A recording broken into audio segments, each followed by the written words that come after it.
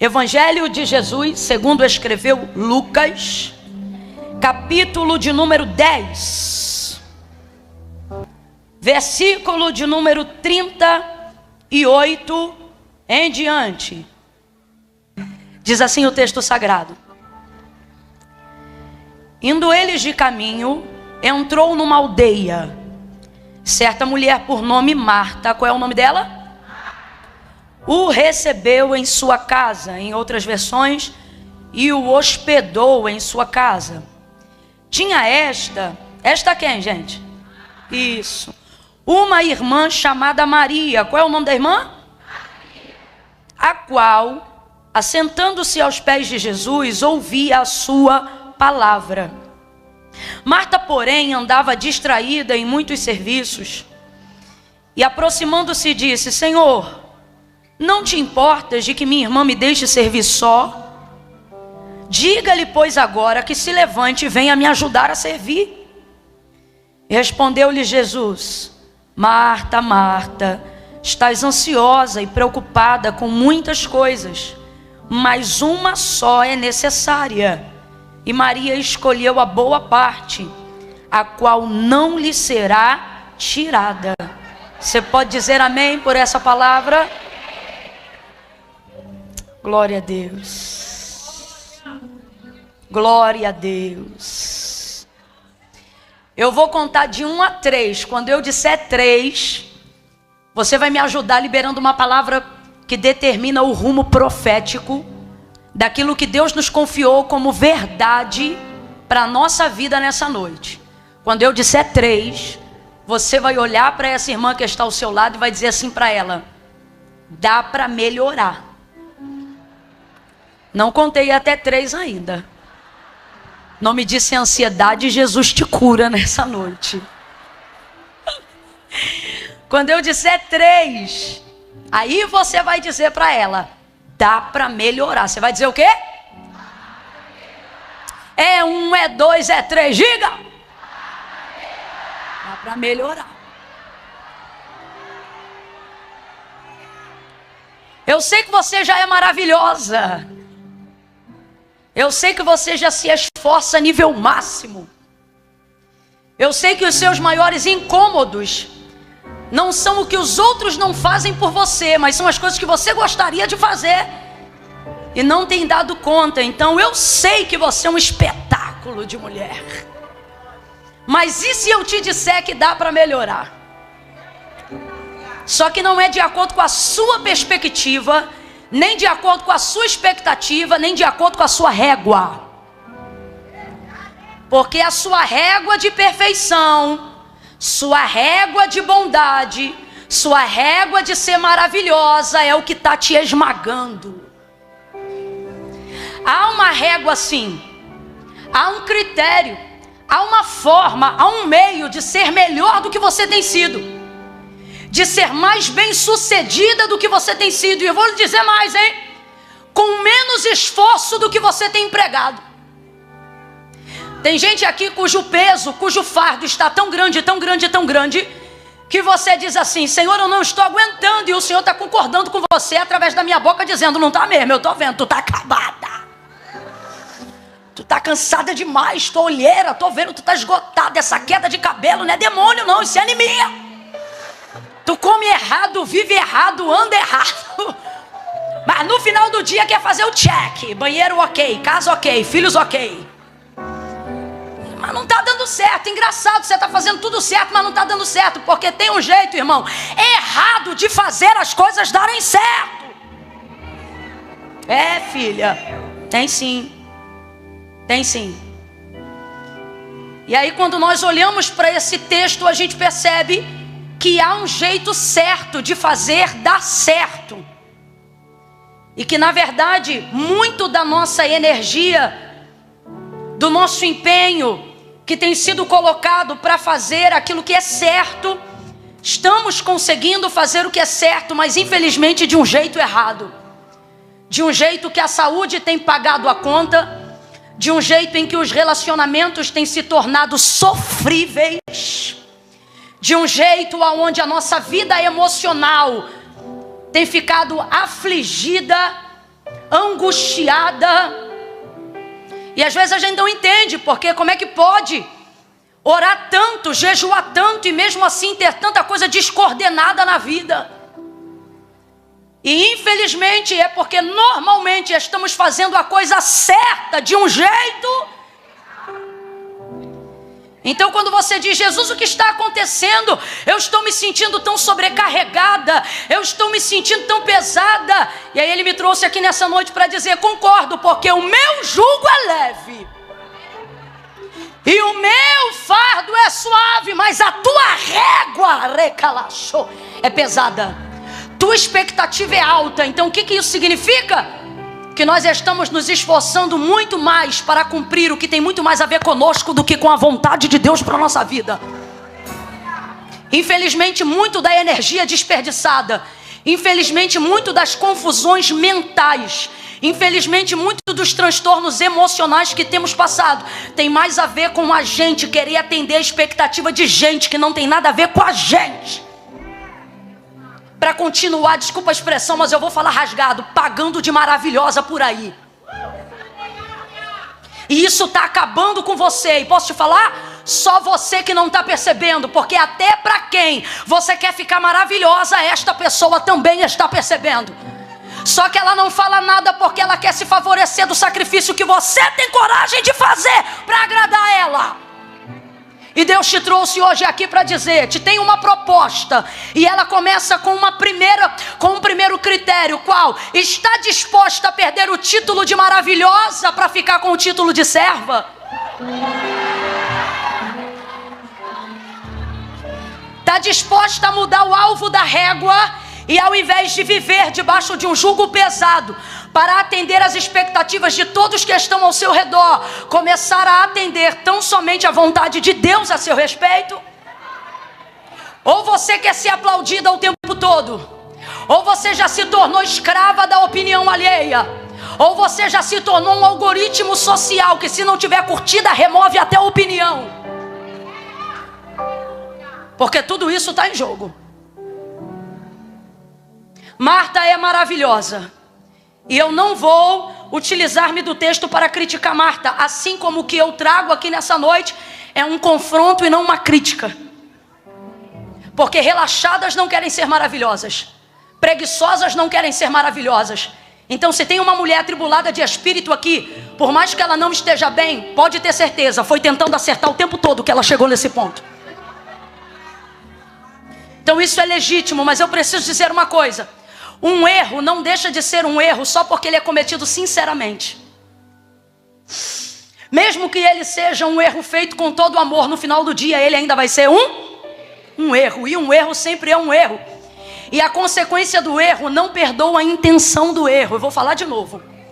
A consequência do erro não perdoa a intenção do erro. Um erro não deixa de ser um erro só porque você o cometeu tentando acertar. No final do dia ele vai mandar a fatura. E a fatura é a consequência do erro, independente da intenção com que você o cometeu. Ela pode ter sido a mais inocente, pura, íntegra o possível. No final do dia a fatura vai ser cobrança e não crédito. Marta está cometendo um erro sincero, mas ainda assim um erro. E eu já te digo em nome de Jesus, está perdoada, viu? Está perdoada. O que isso significa, Camila?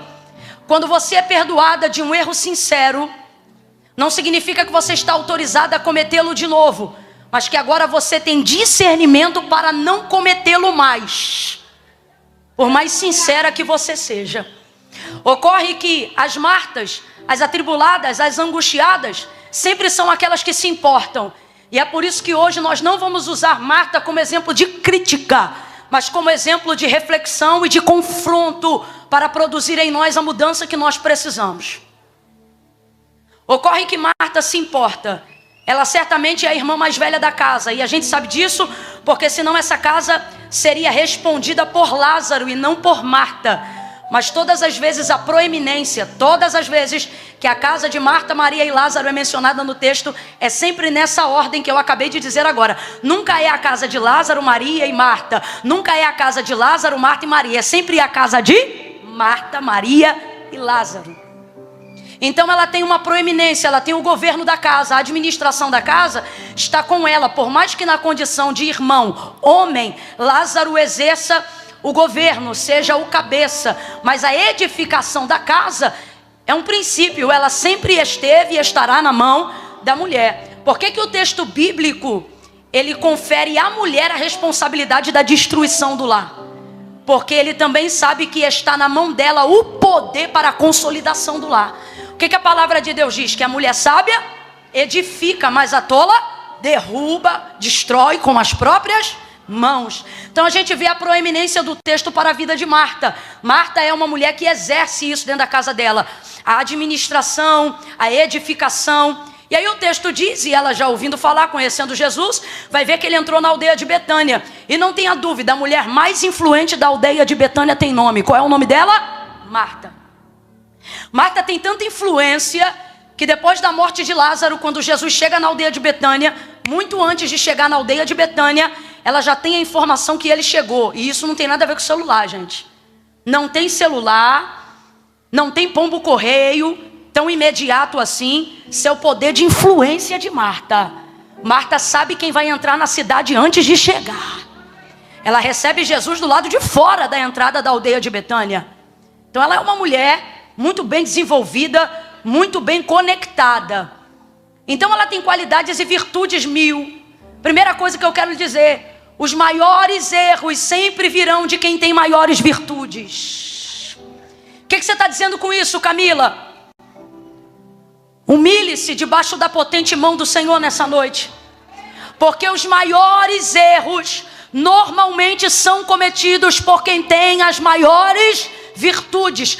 Quanto melhor você for, quanto mais você empenha em ser uma pessoa melhor, maior é a chance de um mínimo erro seu produzir uma consequência grave.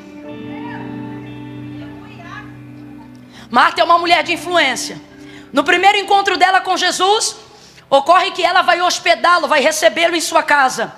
E às vezes a gente tem a impressão de que ela está recebendo só Jesus. Porque o texto só fala de Jesus, mas a gente sabe que Jesus não andava sozinho. Quando ele estava sem ninguém, ele já tinha 12 andando com ele. Então você imagina, todo lugar que ele ia, todo lugar que ele entrava, era ele e mais 12. Vem comigo, era ele mais? Então a gente está falando de uma caravana de 13 pessoas. 13 pessoas cabem em qualquer carro, gente? 13 pessoas cabem em qualquer casa? Aonde comem 3, comem 13?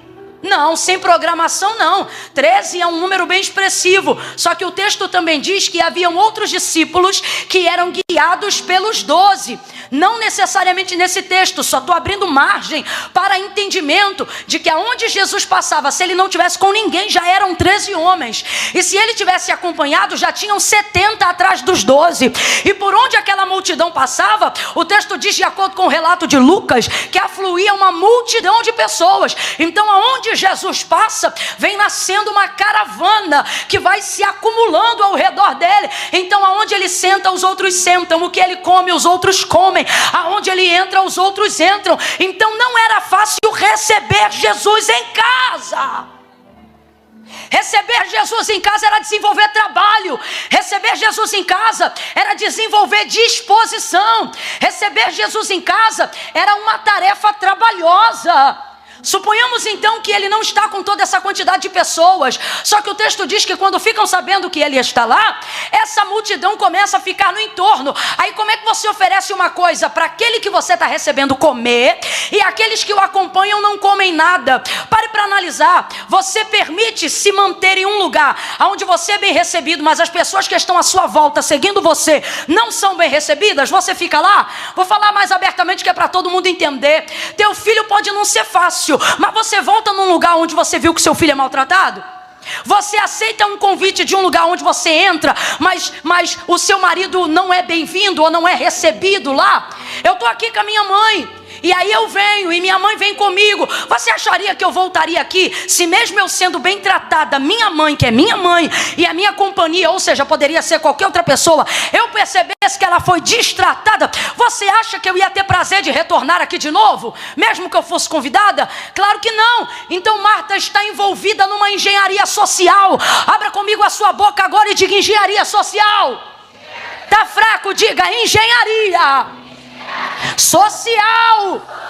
Rapaz, essa mulher está tendo que se desdobrar de tudo que é jeito, porque de repente, para receber ela teve que aceitar 12 bocas dentro de casa. E são homens chegados de viagem, tem fome, tem sede, e de acordo com a hospitalidade que rege Israel, eles também precisam passar por um ritual, aonde se lava pés, aonde se unge cabeça, aonde tem todo um processo. Então ela está cuidando de tudo. Naquela casa tem que saber se o vaso de latrina está em condições de uso. Você está entendendo o que eu estou falando? Eu estou falando de 13 pessoas acessando o banheiro. Eu estou falando de comida precisando ser posta para a colocação de todas as pessoas que estão lá. É uma engenharia social. E existem pessoas que querem preservar o romantismo de que sou eu e Deus e mais ninguém. Irmão, pois não foi Camila, foi o próprio Jesus que deixou claro que aqueles que recebem os seus, recebem ele, mas aqueles que não recebem os dele, estão rejeitando ele. Diga de novo, engenharia social. Diga de novo, engenharia social. Camila, eu não estou entendendo. Vai entender já já. Você pensa que Marta é só uma dona de casa, mas ela já teve que se envolver na engenharia social. Por causa de Jesus teve que se readequar, por causa de Jesus teve que acrescentar, por causa de Jesus teve que se adaptar, por causa de Jesus teve que integrar. E alguém diz, por que não fechou a cara para todo mundo e recebeu só Jesus? Porque foi o próprio Jesus que disse: quando eu tive fome vocês não me deram de comer, quando eu estive nu vocês não me vestiram, e quando eu estive preso vocês não foram me visitar. Aí Pedro vai dizer, que é isso, Senhor? Quando foi que nós fizemos algumas coisas, alguma dessas coisas com o Senhor? Aí ele diz, quando vocês não fazem aos meus, vocês não fazem a mim. Então o que ele está dizendo? Quer me receber, mas não quer receber os meus? Então não está pronto para me receber. Camila, eu não entendi nada. Vai entender agora. Jesus está dizendo, se eu entro, os meus entram comigo. Aprenda a se adaptar, aprenda a se organizar. Entenda que aonde Jesus entra, João entra. Aonde Jesus entra, Pedro também entra. Aonde Jesus entra, até Judas a gente tem que deixar entrar. Não é fácil. Olha para tua irmã e diz, Judas não. É engenharia social. Não é hipocrisia, é engenharia. Qual é o termo que eu estou utilizando para elucidar o texto? Hipocrisia ou engenharia? Hipocrisia ou engenharia? Maturidade. Desejo de ter Jesus perto de mim me faz me tornar uma engenheira.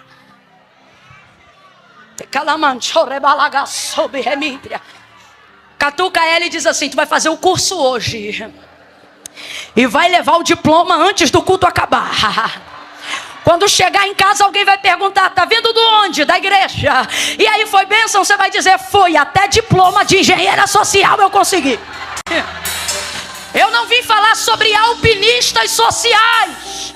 É diferente, eu estou falando de engenharia e não de alpinismo social. Eu não estou falando sobre usar pessoas, escalar histórias para chegar aonde eu quero. Eu estou falando sobre a capacidade integrativa que todo aquele que recebe Jesus precisa começar a aprender a desenvolver com os seus. Eu estou sentindo tanta graça de Deus aqui.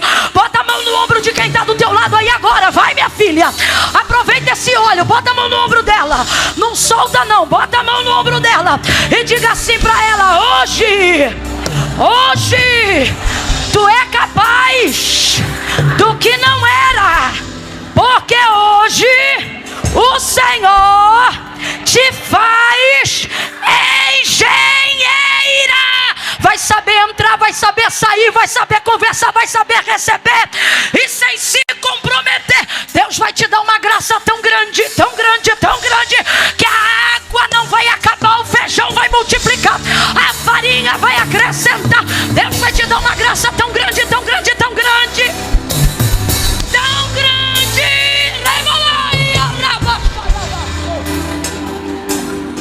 Receba a graça, receba a graça.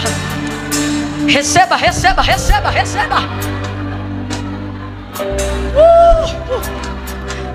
Acabou esse negócio de se fulano tá, eu não vou. Acabou. Acabou. Acabou esse negócio de cancelar o negócio que ia ser na sua casa porque você descobriu que estão levando o ciclano. Acabou. Acabou. Grita aí com ele e diz: acabou. Acabou, filha, acabou. Acabou. Maestria é o seu sobrenome. Ei. Agora veja, é necessário.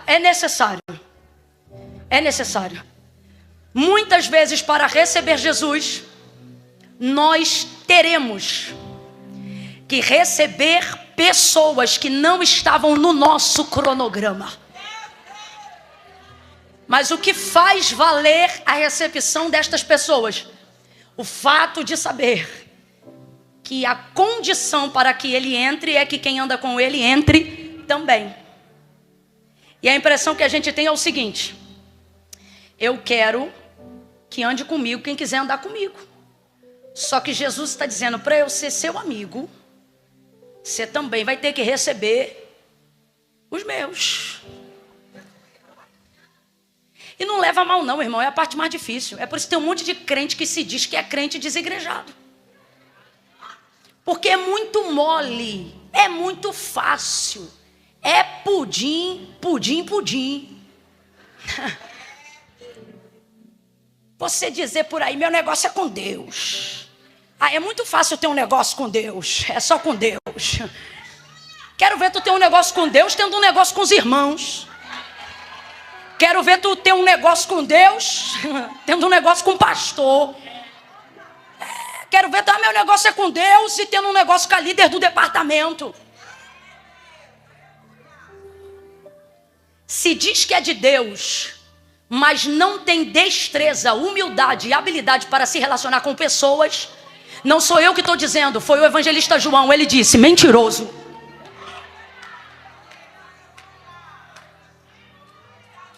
Mentiroso. Ele diz: porque como tu dizes que ama a Deus que nunca viu, e não suporta o irmão que está do seu lado. Sabe qual é a melhor maneira de se relacionar com Deus? Amando pessoas. Quando você quiser dar um abraço em Deus, abrace alguém. E é a distância mais próxima entre você e Deus, está num abraço entre você e o seu irmão. É isso não é fácil não. Isso não é fácil não. Então você vai começar a entender agora por que Marta está atribulada. Eu disse por que Marta está? Então vamos lá, a presença de Jesus atribula Marta? Não, o que atribula Marta é a consequência que a presença dele traz. Se fosse só Jesus, irmão, estava tranquilão. Só que é tudo que envolve a entrada dele. É tudo que envolve a permanência dele. É tudo que envolve o bem-estar dele dentro da minha casa. Então, para que ele se sinta bem, eu vou cuidar de tudo. E é nesse tudo que ela se atribula. E é por isso que eu digo que você está perdoada. E Camila, por que você está falando isso? Porque eu creio que até o final da mensagem, a lição que Marta aprendeu, a gente vai aprender também. Agora, enquanto nós estamos aprendendo, é necessário que o coração de alguém que se culpa sempre seja liberado. Para que você entenda, irmão, que preguiçosas não se atribulam. Irresponsáveis não se atribulam. Desleixadas não se atribulam. Então, se você está atribulado é porque você se comprometeu. Se você está atribulado é porque você se preocupou. E o que é de Deus, mas o que é humano, eu preciso ser boca de Deus para tratar desse emocional nessa noite e dizer para você que você pode até ter responsabilidade no estresse, dado ao desgoverno que a coisa tem andado, mas Deus me trouxe hoje aqui para dizer que esta qualidade não é virtude de uma desleixada, mas de uma mulher que decidiu entregar o melhor, fazer o melhor, viver o melhor e se responsabilizar enquanto outras estavam com a perninha para o alto. Não leva a mal não, mas eu vou falar rasgado. É fácil não se atribular indo só em salão de beleza. É fácil não se atribular tendo o dia certo da manicure. É fácil ser maravilhoso maravilhosa, lavando o cabelo no salão. Eu quero ver catapiolho de criança levar para a escola, temperar feijão, cuidar do banheiro, arrumar a casa, e no final do dia continuar sendo mansa e humilde. Eu não estou aqui dizendo que é errado fazer coisas boas, mas normalmente quem não tem responsabilidade tem maior capacidade de administração. Difícil é levantar 6 horas da manhã todo dia e depois da meia-noite deitar de novo e ainda estar com a vida de oração em dia. Então eu preciso ser boca de Deus para alguém aqui nessa noite.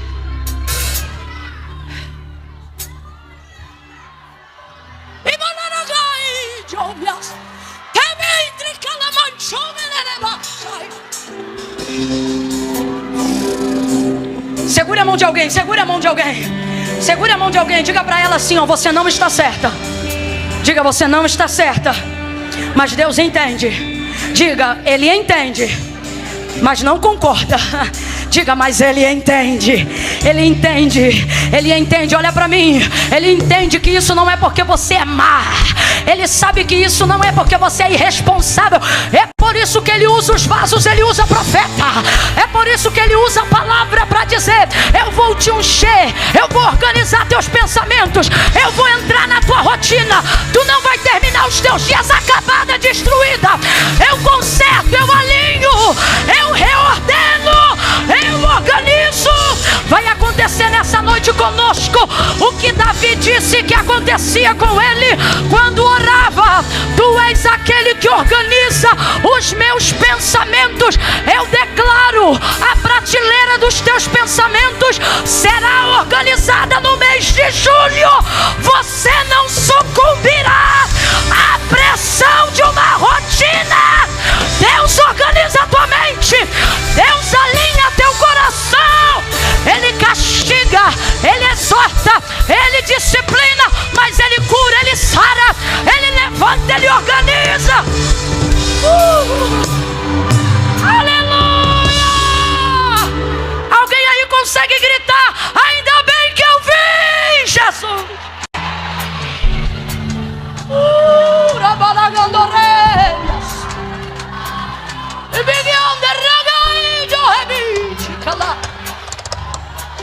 Vai alinhar,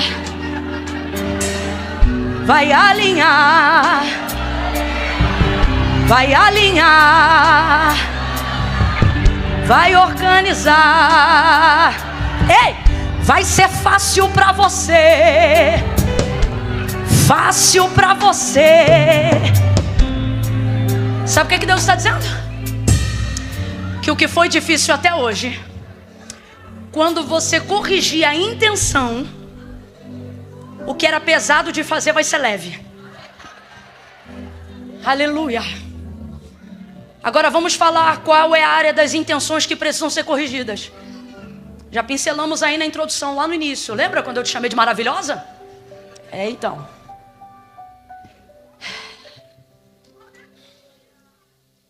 Ela o recebe.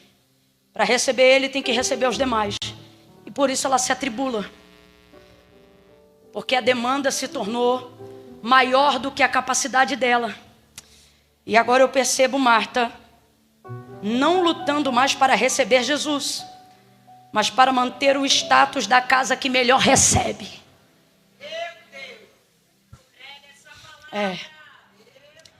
E é isso que faz a coisa ficar pesada. É saber que agora que ele entrou e que eu recebi todo mundo, eu tenho que dar conta. E esse dia tem que se tornar emblemático, porque ele tem que voltar. E quem veio com ele tem que voltar também. Irmão, tudo isso é envolvido quando você é responsável por algo que tem que fazer dar certo. São expectativas, réguas, intenções que ninguém te cobra, mas você mesmo levanta. Quantas pessoas não conseguem desfrutar da própria festa que promovem?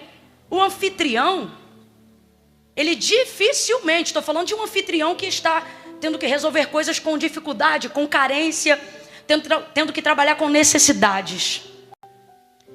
Eu me lembro das minhas festinhas. Você faz uma lista de 10, vem 20. Faz uma lista de 20, vem 30. Porque festa de criança tem o... Se for em julho, então... esqueça tudo. E aí normalmente o anfitrião, ele não aproveita a própria festa.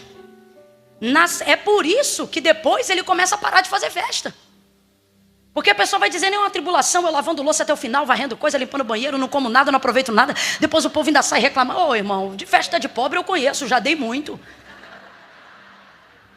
É aquela resenha. E no meio dessa loucura, quem preparou e quem tem um motivo para celebrar termina estressado. Termina sem fazer a festa e às vezes ainda tem que perguntar para alguém que nem mora na casa, o bolo estava bom? Uai, você não comeu? Não. Tô mentindo? Tô mentindo, gente? Porque é a preocupação de se o outro comeu. Para não sair falando, menina, aquela ali, ó, serve aquela mesa. Não é? E isso te dá vontade de fazer festa de novo? Não dá. É por isso que todo ano você diz, ano que vem, eu não vou fazer nada. Só que você esquece no meses. Quando você vê, você já está lá dentro do Brás de novo. Não é, gente? Ainda bem que nada é para sempre, senão a gente não dava festa nunca mais. O que eu estou querendo dizer com isso? Aquilo que deveria ser bom para todo mundo, incluindo você, que é o motivo daquilo, acaba se tornando um problema. E por que isso? Porque ninguém ali pode sair falando de você. Porque ninguém ali pode falar da sua casa. Porque ninguém ali pode tecer nenhum comentário que venha rasurar a imagem maravilhosa. Porque você é maravilhosa.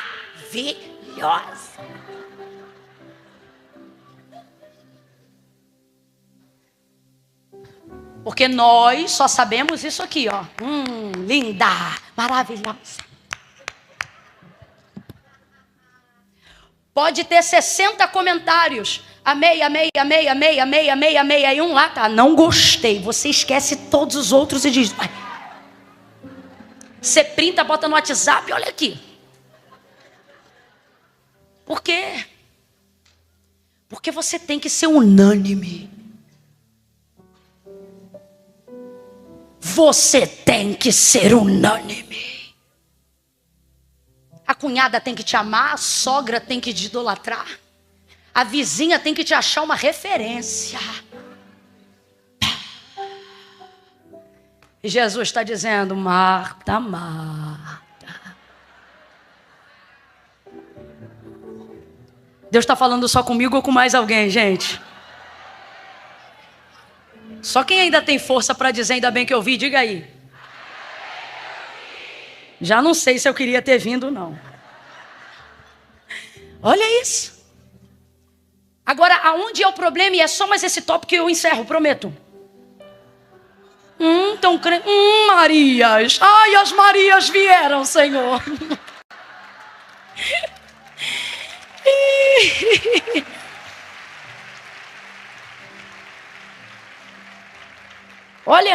Olha onde está o problema. O problema está aqui, ó. Marta, porém, andava distraída em muitos serviços. Maria estava onde? Ouvindo a palavra. Maria estava onde? Não é que Maria é uma preguiçosa, uma sonsa desleixada, não. É porque quando um mestre estava falando, as mulheres não tinham a oportunidade de ouvi-lo na primeira pessoa. As mulheres não tinham o mesmo nível de acesso ao conteúdo que Jesus está oferecendo dentro de uma sinagoga, por exemplo. Não nesse nível. Então Maria está ouvindo o que nunca ouviu. E ela vai parar tudo. Por quê? Porque louça vai ter amanhã, casa para arrumar de novo vai ter amanhã. Mas aquilo que está acontecendo naquela hora é só naquela hora. É por isso que eu não entendo, às vezes, quem vem para a igreja, rapaz, fica em pé e daqui a pouco começa a saracotear antes do culto acabar. Dá uma impressão de tipo assim, se você veio receber uma coisa que só Deus podia te dar e isso ainda não acabou, por que você acha que o ponteiro determina seu futuro lá fora? Amanhã os dias e as horas continuam iguais. Não é o que você faz lá fora, é a capacidade que você tem de receber aqui dentro. Minutos lá fora não mudam nada, mas aqui podem mudar até anos da sua vida. Maria teve esse discernimento. E aí ela compreendeu. E o texto diz que ela ficava aos pés de Jesus. Aí Marta, distraída diante de tudo isso que a gente já demonstrou que era a responsabilidade dela, ela vai errar. E o erro fatídico dela vai ser nesse ponto aqui, ó. Não são nos muitos serviços, mas é na intenção. Olha o que ela vai fazer. Quem exerce o governo daquela casa é Marta. Logo, ela deveria ser a pessoa mais próxima de Jesus. Então eu vou te perguntar aí, você vai me responder, ok? Quem nesse contexto é a pessoa mais próxima de Jesus? Vou te dar uma dica. O texto diz que uma mulher por nome Marta o recebeu em sua casa. Então quem é que convidou? Quem o recebeu? O estreitamento, a conexão de Jesus para compartilhar quem ele é com toda a casa vem por intermédio de quem? Então com quem o texto apresenta maior afinidade? Com? E aí Marta tem tanta conexão com ele que ela não manda recado, ela fala com ele diretamente. Quem tem intimidade não manda recado, fala diretamente.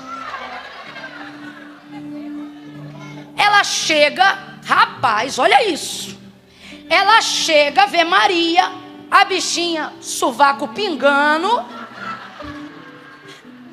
cabelinho pro alto, e Maria maravilhosa, ouvindo Jesus pregar. Aí ela não chega em Maria. Se ela tem intimidade com Jesus, mais intimidade ainda ela tem com quem? Por que Marta não chega em Maria? Quem é a irmã mais velha? A proeminência do texto apronta para Marta. Então quem é a irmã mais velha? Quem tem proeminência? Quem tem o governo da casa naquele dia? Quem está cuidando de tudo? Rapaz, por que ela não chega em Maria? Eu sou a sonsa.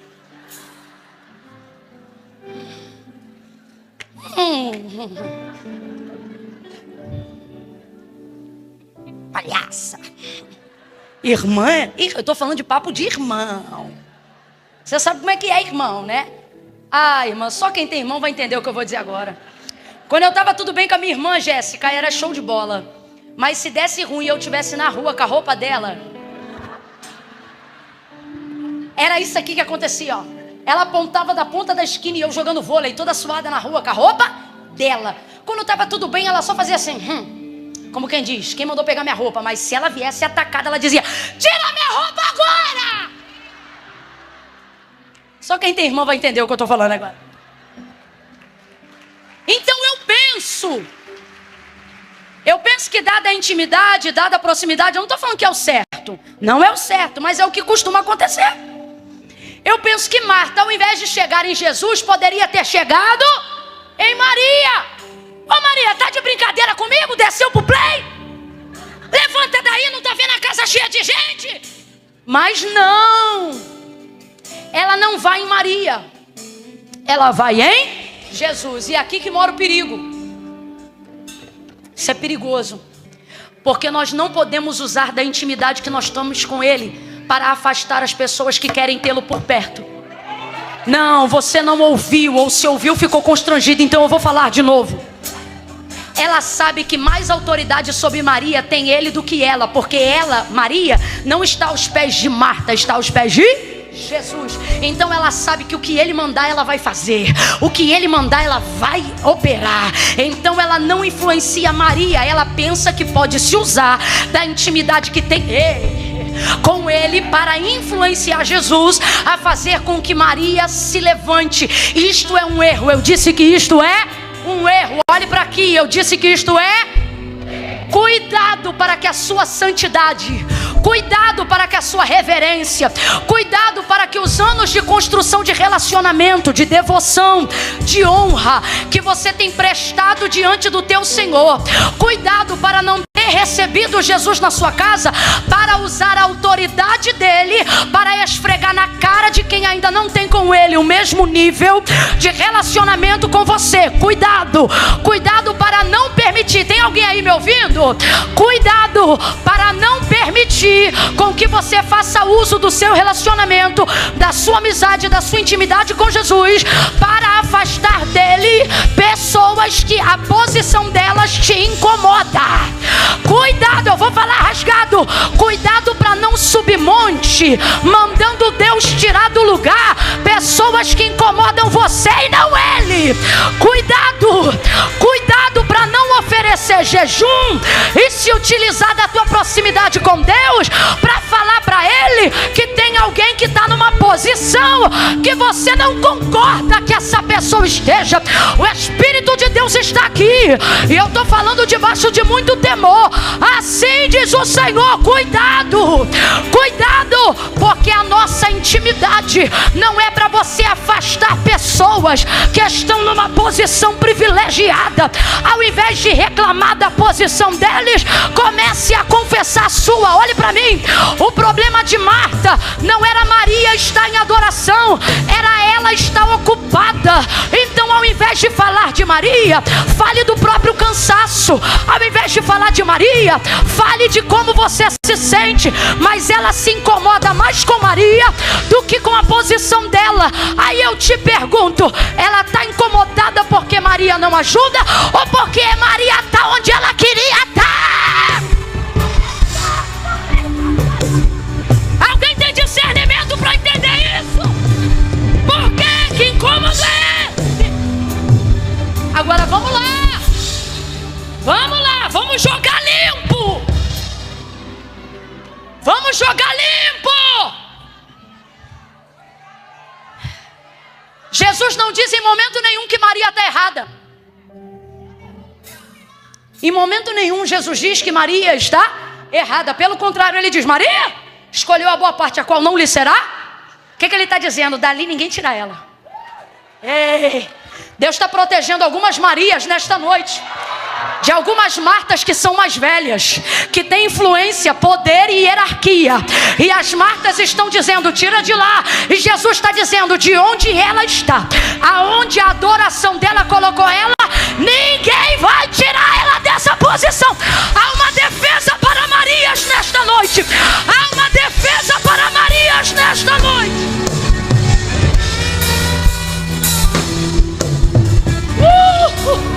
Aleluia!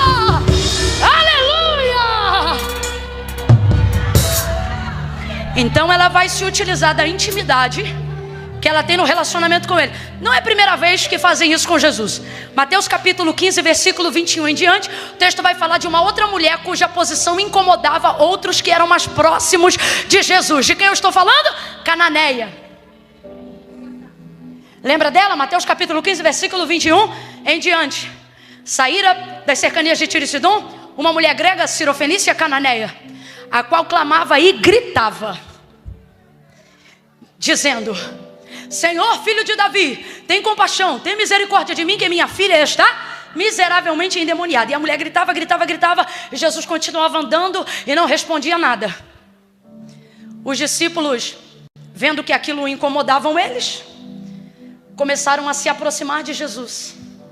Gente, a gente tem que tomar muito cuidado qual é a motivação que nos leva para mais perto de Jesus. A gente tem que tomar muito cuidado com esse relacionamento que a gente preza com Ele. Cuidado para você não macular a prática do jejum, jejuando certo pelo motivo errado. Cuidado para que a tua oração não se torne pecado de feitiçaria, de agouro. E suas vestes, seu rosto e seu semblante te façam parecer uma mulher de Deus, mas o céu te vê como uma bruxa.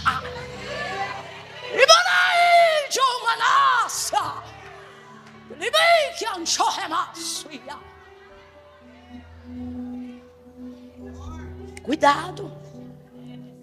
Cada um no seu cada um. E aí os discípulos vão se aproximar de Jesus. O texto diz assim: e chegando-se a ele, ou seja, fizeram questão de, enquanto a mulher gritava atrás, se aproximarem dele. E quando eles se aproximam, não é para ajudar em intercessão, mas é para interceder ao contrário. Eu entendo que no caso deles ali, a motivação podia ser até pura, porque Jesus disse que queria fazer aquele trajeto em silêncio. E aquela mulher gritava. Só que na verdade o silêncio era para eles, o motivo era para ela. Então Jesus criou aquilo dali para dar a ela uma oportunidade, ela soube aproveitar. Mas eles não tinham esse discernimento. Então ela vai gritando, eles se aproximam de Jesus para dizer assim para ele: despede-a, pois vem gritando atrás de nós. Aí eu te falo, quem chega perto para dizer despede-a, também não podia chegar perto para dizer: Jesus, faz logo alguma coisa. Jesus, e se o Senhor abençoar logo, será que ela não para? Gente, eu estou falando loucura aqui ou alguém está entendendo o que eu estou falando? Não é isso? Se quem tem poder de influência para fazer coisa ruim, também tem poder de influência para fazer, só depende da maneira com que você quer influenciar. Sim ou não? Sim. Só que eles não dizem: ô Jesus, tem compaixão, faz logo alguma coisa. Não, pode olhar o texto em casa. Eles se aproximam de Jesus para dizer: despede, manda embora, pois vem gritando atrás de nós. Eu tenho medo dessa santidade, desse poder de Deus, que só se aproxima para destruir quem é inferior. Eu tenho medo dessa unção que só esmaga quem está numa posição que me incomoda. Eu tenho medo disso, gente. Eu tenho medo disso. Eu tenho medo desse poder que só se revela para oprimir, para afastar, para julgar, para apontar. Eu tenho medo de quem corre para dar notícia ruim. Eu tenho medo. Tenho medo. Sabe? Infelizmente, nesse momento, Marta vai cometer um equívoco que humanamente todos nós estamos suscetíveis a cometer. E é por isso que nós estamos sendo confrontados com essa palavra. Aí ela vai usar disso. E ao invés de falar com Maria, ela vai falar com Jesus, para poder impor maior força sobre a posição de Maria. Então, na verdade, Marta poderia se aproximar para dizer assim: Jesus, eu queria tanto ouvir tua palavra. Será que depois eu posso? Ou depois a gente vê o depois. Rapaz, eu estou com aquele que multiplica o pão. Eu acho que era mais fácil ela ter chegado e dito: Jesus, eu posso sentar também, minhas varizes estão queimando. Ah, ia ser eu com certeza. Irmão, não é a sonsa, mas é que tem hora que por uma questão de sobrevivência tu tem que desligar o botão. Quando você vê uma mãe em casa e a criança pendurada na televisão, nunca pense que aquilo é uma casa desgovernada. Vai ver, você chegou na hora que ela teve que desligar o botão para sobreviver o outro dia. Você tem que entender que uma hora o controle não é mais seu. Só que as maravilhosas nunca entendem isso, porque elas têm que ser maravilhosas. Elas morrem lindas.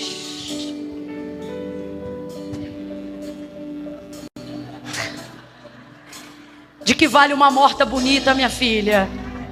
É melhor uma viva descabelada tomando uma xicrinha de café na varanda.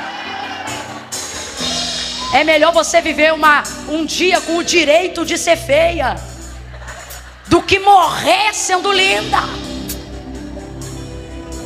Quem falou que você tem que estar na crista da onda sempre? Tenha um dia da semana no seu direito de ficar feia. A ter paz. Não, eu sou maravilhosa. Tá maravilhosa, Instagram perfeito, casa sepulcro caiado, lotada de perfume importado para ninguém perceber o estado de putrefação da sua alma. Que isso, menina? E aí é nessa hora que ao invés de admitir o seu estado, você se rebela contra a posição de quem está no lugar onde você queria estar. Mas tem que ter coragem para ser feliz, filhona. Felicidade não é questão de maturidade, é questão de coragem. Eu vou falar de novo e não vou me justificar. Felicidade não é questão de maturidade, é questão de coragem.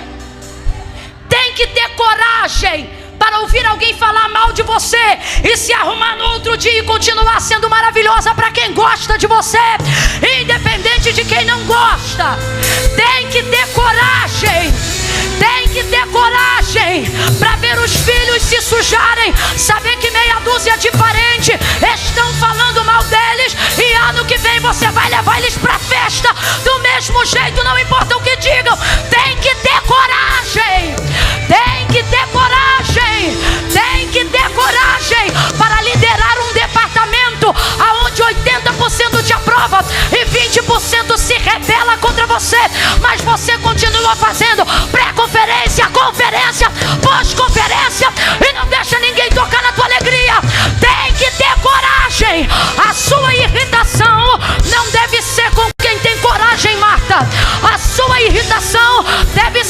sua covardia de preferir tirar da posição quem teve coragem de decidir a melhor parte, do que a sua covardia de não decidir fazer igual, porque você tem que manter o status. Pois Deus te trouxe hoje aqui para dizer: ou tu mantém a tua reputação, ou tu mantém o teu caráter, porque de vez em quando os dois não vão andar juntos.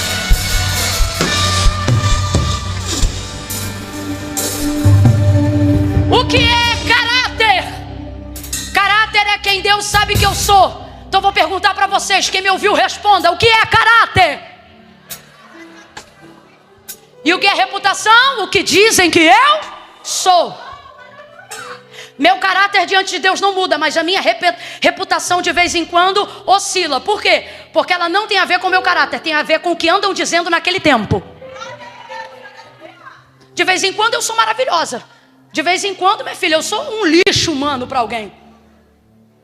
Isso é o quê? Qual é o nome disso? Sabe o que está te matando?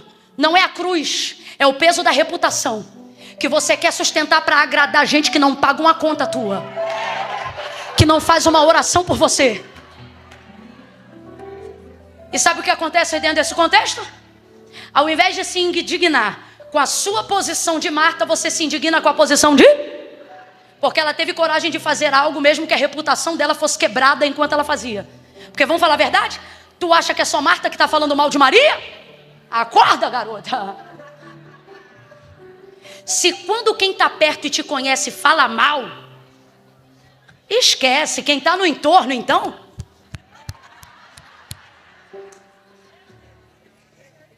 Esquece. Se quando de quem você não espera a cara fica torta, a outra está fazendo festa temática com a tua reputação.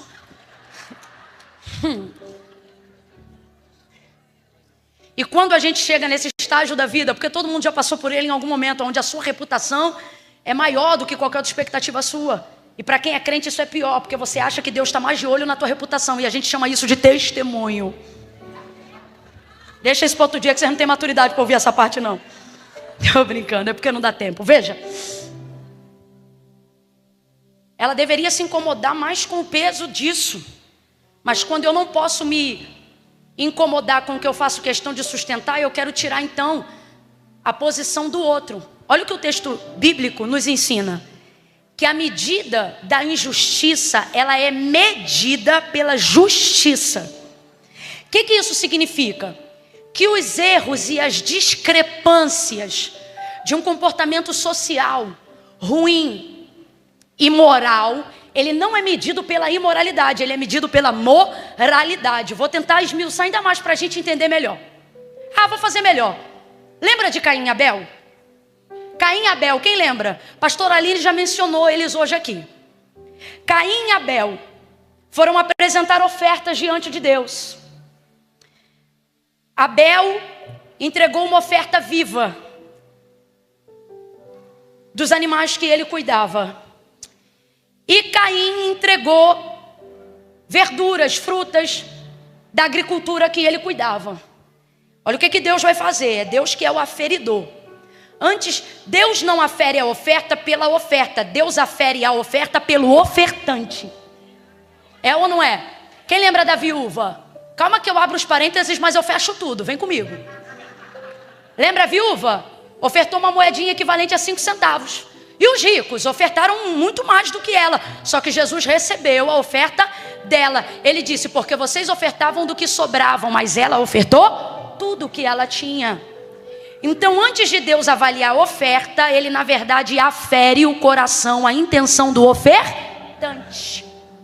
Então, com Deus não é só o que você demonstra do lado de fora, mas é a motivação que te levou a fazer a entrega do lado de dentro, ok? Caim e Abel.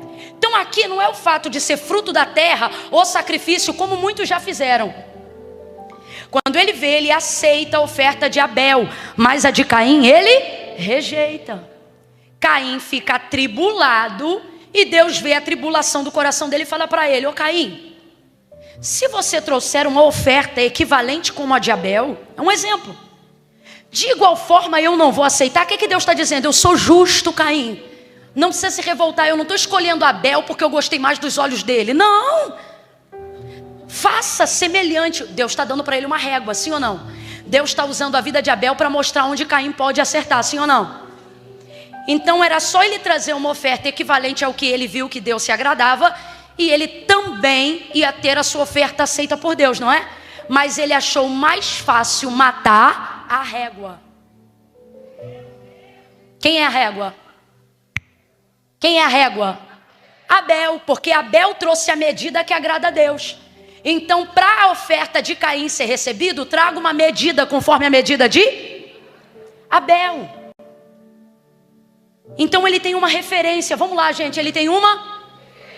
Eu não estou dizendo que ele tem que trazer uma oferta igual a de Abel, mas ele tem uma do que agrada a Deus. O que ele preferiu fazer? Matar o irmão.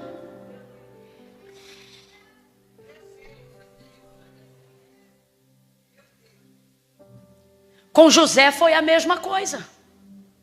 José se tornou uma referência dentro da sua casa. E quando os irmãos viram que ele era a referência pela qual manifestava o amor do pai, o venderam, simularam uma morte. Por quê? Aqui. Porque o mundo odeia Jesus. Palavras de Jesus que eu estou reproduzindo. Ele disse que o mundo iria nos odiar, mas não era nós que o mundo estaria odiando ele, porque ele é a régua, ele é a medida da justiça. Quando é que as pessoas se revoltam com você? Quando elas percebem que você é a régua que impede elas de fazer o que elas gostariam de fazer de errado com liberdade. Então você se torna uma pessoa incômoda nesse ambiente. Quem está entendendo o que Deus está falando aqui? Elas têm, assim como todos nós, a opção de olhar para a referência e dizer, vou fazer assim. Mas elas preferem matar as referências, para que elas possam continuar entregando o que querem, fazendo como querem, para que ninguém tenha referência de que é possível melhorar, para que ninguém tenha referência de que é possível ser santo, para que ninguém tenha referência de que é possível casamento em santidade, namoro em santidade. Então elas querem matar todos os padrões e referências, como Caim matou Abel. Quando nós não temos condições de olhar para o nosso próprio erro, a posição de quem está melhor do que nós nos incomoda. Talvez psicologicamente falando, Marta não está levando tudo isso em questão, mas o nosso olhar mais elucidado, olhando de fora, nos dá a oportunidade de ver a coisa como é. E como é a coisa? Ora, pare para analisar. Ela poderia ter falado com Maria, mas não falou, falou com Jesus, porque está usando a parte que ela é boa para tirar Maria de lá. Segunda coisa, ela de vez se incomodar com a posição dela, porque ela está cansada por causa do serviço dela, ela vai se incomodar com a posição de Maria. Quando você estiver muito incomodado com a posição de alguém, reflita se é a posição dela que te incomoda, ou é perceber que você gostaria de estar lá, mas não pode.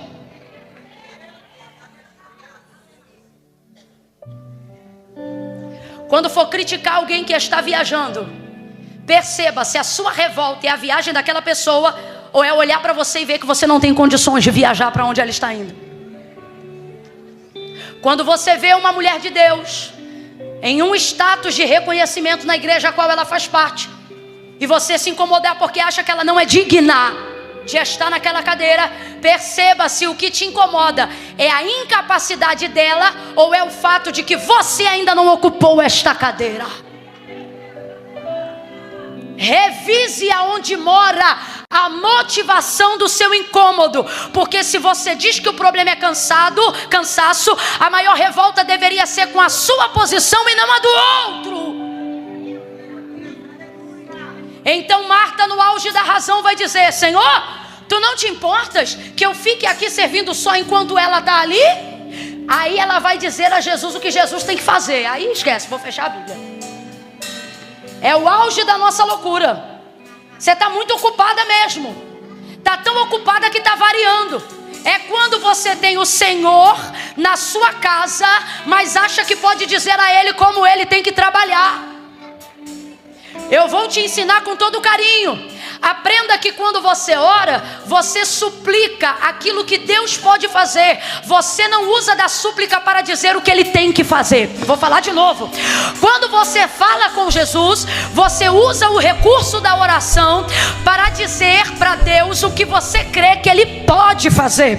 Você não usa o recurso da oração para dizer a Ele o que tem que ser feito. Camila, eu não entendi. Vai entender agora. Eu vou reproduzir algumas orações que a gente faz de vez em quando. Ao invés de dizer: Senhor, eu preciso de Ti, me socorre.